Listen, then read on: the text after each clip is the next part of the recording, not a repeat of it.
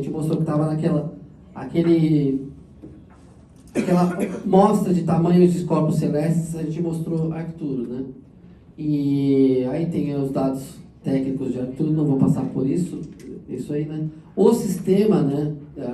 Veja bem, os arcturianos não são originários de Arcturo. Arcturo é uma estrela, lá não tem vida. Eles são originários dos planetas que orbitam Arcturus e das luas desses planetas, né? Assim como a gente está no sistema solar, a gente não é do Sol, nós somos de um planeta que orbita o Sol, né? E Arcturo, estima-se que tem 7,1 bilhões de anos, praticamente o dobro da idade do nosso sistema solar, né? Então, acredita-se que é uma civilização extremamente antiga e avançada. Eu peguei essa imagem aqui, essa imagem eu fiz em 2000, no comecinho de 2022, naquela época eu não sabia que eu vinha para o Japão, mas dos depoimentos que eu vi e das minhas concentrações, eu tenho o meu método assim, para ter tela mental disso aí, né? Então, ano que vem eu explico. E me veio vários arcturianos, e inclusive um oriental, né? Que apesar que é considerado um arcturiano nórdico por causa do cabelo dele da altura, né? Que eles são muito altos, mas com traços orientais, né? E o Ashtar Sheran, que dizem ser o comandante aí de toda a área de proteção aqui do nosso sistema solar, ele é um arcturiano dessa linhagem nórdica, né? Aí você tem outros arcturianos que chamam Tenak, né? Que é uma palavra deles que significa senhores do destino, né? Que tem uma altura média de um ser humano, né? São telepatas, eles se apresentam para os humanos com nomes bíblicos, né? Então são relatos do Ocidente, não tem relatos no Oriente. Então talvez se na China eles não se chamassem como um nome bíblico que é relevante na China, né? Então isso aí é uma reprodução feita por inteligência artificial, né? Que essa pessoa foi submetida à hipnose, não por mim, mas a pessoa que a submeteu à hipnose me deu o relato de como seria esse ser, e eu criei. O relato é de 2019, a imagem é de 2022. Né? Então, assim, é uma outra linhagem arcturiana, continua sendo arcturiano. E essa também é uma outra linhagem arcturiana que chama Da'u, eles chamam quer dizer senhores da ação, que já são seres de terceira e quarta dimensão, que falam que os arcturianos, eles têm lá os altos, que atravessam a parede, flutuam, mas eles podem, para eles interagir, inclusive militarmente com outras civilizações, eles renunciam à condição deles de alta vibração, ou seja, não de seres físicos, para adquirir um corpo físico e poder trabalhar em defesa planetária, literalmente com arma, pilotando, para poder fazer fisicamente, como um movimento esse que eles não poderiam fazer da forma multidimensional deles, porque eles estão em outra vibração, né?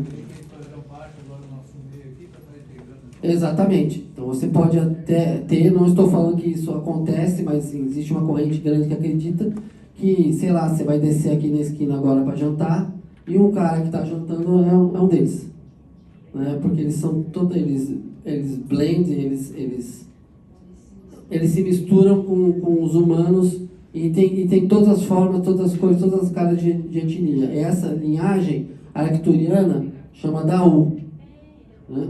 Então, aí você tem os Greys, né? O Grey, 90% dos relatos alienígenas são de Greys, tá? Então, isso aumentou após a explosão da bomba atômica aqui na cidade próxima de vocês, né? Então, eles são erroneamente considerados como serviçais de outras raças, né? Embora também sejam utilizados para prospecção e empreitadas. O Grey é exatamente igual a um humano. Você tem um Chico Xavier e você tem um Adolf Hitler. Você tem uma Maria Teresa de Calcutá e você tem um Stalin, exatamente. Só que normalmente os que estão em atividade aqui na Terra, eles não buscam coisas boas. Quando eles fazem chip, implante, teste, eles têm toda a agenda deles, assim. Oi? São os mestres da abdução. Mas eles Então eles... Oi? Eles também têm uma forma humana? Não. Eles são seres de terceira e quarta dimensão. Aqui não tem mágica. Eles são exatamente a nós. Entendeu? Eu tenho essa aparência e eu não mudo. Né? Eles têm uma diversidade muito grande de tamanho. Eu vou falar disso aqui. Você fala, quando você quiser que eu pare em 5 minutos, você fala, ó, 5 minutos, acho que eu vou levar uns 15 aí. Tá? Aí sorteia a camiseta, isso. Eu não tô com pressa. Oi? Ninguém tá com pressa aqui. Ah, tá. Não, tem horário para entregar, né? Mais 5 minutinhos, aí depois a gente tira mais 5 para entrega das camisas. Tá, então vou dar uma voadinha aqui. Então, eles têm lá a participação das guerras galácticas, né, e eles não têm membro da Confederação Intergaláctica. Então, eles são uma espécie de Suíça, assim, sem as vaquinhas, do mundo. Porque eles não se alinham com nenhuma outra civilização. Eles fazem o trabalho deles e têm a agenda e o interesse deles. Esse aqui é a variação de altura que existe dos Greys em cima dos relatos. Isso aqui é do livro lá do Grace. Né? Você tem desde o mini, que tem cerca de 70 centímetros, até os militares, que dizem que esses aqui estão sempre parados. Desce da nave e fica parado, tomando conta. Né? Imagina aquele de 70 centímetros ali, que está nos Estados Unidos é aquele grandão ali, entendeu? Não entendi o que você falou? O que é Varginha de 70 centímetros, e o que está nos Estados Unidos são os grandões ali. Aqui são os militares, né? Então essa é a variação que tem. Isso aqui, pessoal, tem assim, dezenas de milhares de relatos, tá? Grosso modo, resumindo, foi adiante, né? Então os Greys, eles dizem ser tem mais contato com os militares do mundo para troca de tecnologia. E qual que é a moeda de troca que dizem haver? A gente deixa vocês abduzirem X pessoas, X vacas, X galinhas, uma quantidade aí, e em troca disso você nos dá alguma nova tecnologia. Se vocês imaginam, agora eu estou na teoria da conspiração só, tá? Posição. Não sei se é verdade, mas pode ser. A evolução que teve o microprocessador, os chips no planeta Terra, é uma coisa inacreditável. Né? Inacreditável. Pulou de um Calhambeque Fordinho T de 1920, a manivela, para um ônibus espacial. Né?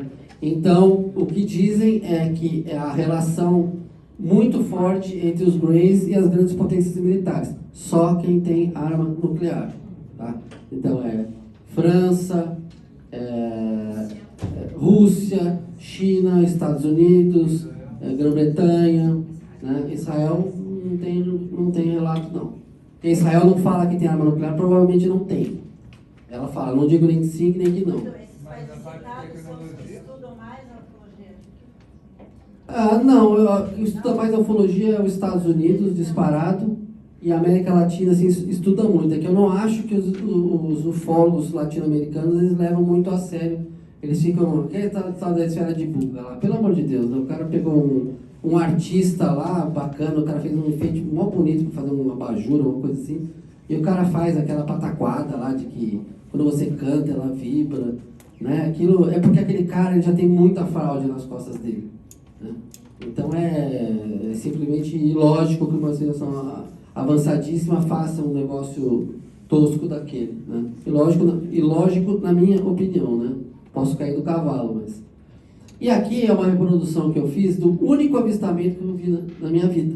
Isso aí, em Saquarema, a gente tem uma casa lá. Saquarema é uma cidade de praia do estado do Rio de Janeiro, né? No ano novo, de 94 para 95, a gente estava na praia, no ano novo, aquele monte de gente, e saíram 2 naves, passaram por cima da praia, aquele monte de gente, e pousaram na lagoa de Saquarema, que fica assim, 4 quarteirões de distância para trás, né? Saquarema é uma tripinha de... Hã? Todo mundo viu. Todo mundo viu. Eu estou relatando aqui. Vou contar o que aconteceu. Aqui é do caso de Saquarema também. Aí eu vi passar aquilo, fiquei espantado. É o único avistamento que eu tive na minha vida. Estou torcendo para ter outros, esse é o único.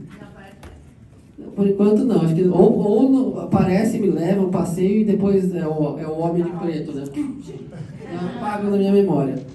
E aí tá, isso foi no dia 31 para 1º de dezembro. Todo mundo bêbado lá em casa, eu não bebo álcool, eu saí, era cedinho, 7, 8 horas da manhã, peguei a bicicleta e fui andar de bicicleta. E fui numa loja que vende tudo ali perto da Lagoa em Saquarema. Fui lá comprar isca, anzol, essas coisas. E tava vendo os caras, eu vi de rabo de orelha aqui. Bom, rabo de orelha não, acho que não, orelha não tem rabo, né? Ouvir pelo olho também não dá. Mas eu vi os caras conversando lá, mas então você viu? Aí falou o nome da moça, dona Cleide falou que isso aqui. Aí eu falei, vocês estão falando dos discos voadores que apareceram? Apareceram aí, fulano e Beltrano falaram que viram 2 seres na lagoa como se estivessem procurando alguma coisa. Porque dizem que aí então as naves, elas pararam na lagoa, desceram 2 Greys e eles parecem que eles estavam procurando alguma coisa que tinha caído. E algumas senhoras que acordaram cedo lá na madrugada, viram esses seres e contaram. Só que lá virou piada, virou uma anedota. Então é um caso que ninguém fala aí. 30 anos depois, é uma história que praticamente já morreu, porque não deram a devida atenção a isso. O único avistamento que eu tenho. Seguindo os Greys, né, são 2 tipos de Grey. Essa aqui é a imagem que eu fiz do ET de Varginha. E a Kátia, a menina... Deixa a Kátia, a menina. A Kátia, a menina de Varginha, eu mandei essa imagem para ela falou que é a imagem mais perfeita que ela viu até hoje do ET de Varginha que elas viram lá. O ET de Varginha a gente chama como se fosse um Grey, né? De linhagem Goblin, né? Tem 1,20 m assim, de altura, mais ou menos. Aí os insetoides. Insetoides também é meio encrenca você falar disso no YouTube. Às vezes eles toleram, às vezes não. Os insetoides são os seres mais antigos do universo, formato de inseto. E os insetos que a gente tem aqui na Terra, foram eles que trouxeram para cá, aí a coisa de 700 milhões de anos mais ou menos. Ou para colonizar aqui, porque a gente pode ter tido, gente, 700 milhões de anos atrás, para ter, imagina, são 500 milhões de anos antes dos dinossauros, você tinha só algumas coisas superficiais naquele mar primordial e tudo mais, eles trouxeram esses seres para desenvolver a civilização insetoide aqui no planeta, que pode ter existido. De repente a gente teve também, não estou dizendo que foi isso, mas é uma suposição, não é totalmente implausível. Precisa correr, né? Tá. De que houve já civilizações ultrapassadas insetoides na Terra e não existe mais. Aqui eu quero mostrar para vocês um vídeo. Esse é do livro Aliens Entre Nós. Eu mostrei aquela imagem de insetoide por quê? Porque isso aqui a Mônica de Medeiros falou disso. Esse está perfeito. Esse aqui é perfeito. Uhum. Tá? Isso aqui é um baita de insetoide. Perfeito, perfeito, perfeito. Esse aqui também. Esse aqui também, ó. Uhum. Tá? Essa reptiliana aqui, quer ver, ó? Essa reptiliana aqui, gente, é a melhor que eu já vi. Isso aqui é reptiliano com humano. Eles conseguem apagar as escamas e ficam que nem nós, assim, ó. Essa tá bárbara. Isso aqui, ó, é reptiliano com grey, com zeta reticuli. Essa também. O cara falou, nossa, esse é draconiano. Olha que perfeição, isso aqui é um draconiano. Fabuloso, hein? Olha, ele foi muito... Os felinos estão perfeitos. Os mais bonitos em termos de roupa são os felinos. São super vaidosos. Sim, os draconianos, na verdade, eles são reptilianos. Na minha linha de estudo, são reptilianos simplesmente maiores. Esse que o Guru está mostrando, eu tinha feito 20 exemplares desse livro e não queria lançar. Eu falei, lança, tá legal, tem décadas de estudo, eu não vou lançar. Depois que a Mônica de Medeiros, e eu dei um de presente para ela, né? Ela tava com dela fechadinho, lacradinho, aqui quando ela foi no Paranormal, tá vendo? Aí eu falei, bom, se a Mônica de Medeiros falou isso, desculpa, eu vou lançar. E lancei, e é um dos livros sobre alienígenas mais vendidos do mundo, e é o único do tipo, né? E esse é um insetoide que ela falou que é de uma descrição do México, em 2007, e esse é o outro que ela falou que que ela acha que é perfeito, né? A reptiliana híbrida que ela falou é essa, né? E os reptilianos, esse é um caso que está no outro livro, do Avistamentos e Abduções, o encontro de militares canadenses com um reptiliano no Afeganistão, que eles relatam. Que eles estavam numa patrulha e eles viram uma nave. Aí se aproximaram da nave, tinha um ser desse lá de fora, e o ser conversou com eles por telepatia, falou o nome dele, falou, ó, minha nave, eu perdi a camuflagem da minha nave, e eu não posso andar sem minha camuflagem. E daí entender que assim, que eles estão em todo lugar camuflados, né? Tem boatos que tem a lua, né? Camuflando na. Pode ser, que ficam escondidos atrás da lua, né? Seria ótimo, só ali já funciona. Então, aí esse ser falou para os militares, afastem-se que vai chegar uma outra nave para fazer, vai chegar o guincho aqui, né? E vai arrumar. Aí que se afastaram, chegou uma outra nave, né? Ela apareceu, perdeu a camuflagem, desligou a camuflagem, apareceu, mexeu onde tinha que mexer e eles sumiram. Esse é um caso que... dos militares canadenses, não é nem americano, né? Os sirianos, né? Então os sirianos são habitantes dos planetas das bases espaciais que orbitam a estrela de Sírius, tá? Então não é da estrela de Sírius, né? Que é a estrela mais brilhante aqui do céu noturno, né? Então aqui os dados técnicos dos sirianos, né? Que são multidimensionais, né? Evoluídos. E aí tem vários relatos de atuação de sirianos, né, na proteção de Jesus, quando Jesus estava aqui na Terra, na proteção de Maria, a mãe de Jesus, né, na conversão de Constantino, que simplesmente transformou completamente o mundo, né, quando Constantino, ele não se converteu, ele achou que era interessante politicamente para ele falar que ele era cristão, né, mas ele o fez e transformou o cristianismo numa religião proibida e que dava pena de morte, transformando no que virou o cristianismo. Vou voar aqui. Os Dogons da tribo de Mali, né? É uma tribo que cultua as estrelas de Sírios, e sem ter telescópio, há já milhares de anos já dizia que Sírios era um sistema binário, são duas estrelas. E a nova astronomia só descobriu isso tem por volta de 70 anos. E eles, não tem ótica nenhuma, não tem telescópio, não tem nada, já falavam isso. Eles diziam, não, os sirianos disseram aqui e nos contaram isso. Eu não vi nada, eles que nos contaram. Né? Aí alguns tipos de sirianos, né, que não são... alguns casos aqui, esses são os Epsilones, que tem poucos avistamentos, a maioria deles são cefalópodes, né, essa é a reprodução de um caso na Austrália, né, de 2021. E Zeta Epsilones não é um tipo de alienígena. Zeta Epsilones é um grupo de alienígenas que eles não classificam. Não é siriano, não é Grey, não é nada. Então que são poucos avistamentos. Coloca num grupo coletivo que chama Zeta Epsilones, né? Aqui casos ufológicos do Japão. Eu estou terminando, tá? Mais um minuto. Aí você tem em 1972 um caso muito famoso aqui na província de Kochi, que é o início, é o berço de toda a ufologia do Japão. Aqui não é uma foto original. Em 75, né? Esse é o caso mais famoso do Japão, que é o caso Kofu, na província de Yamanashi. Que é do Monte Fuji, né?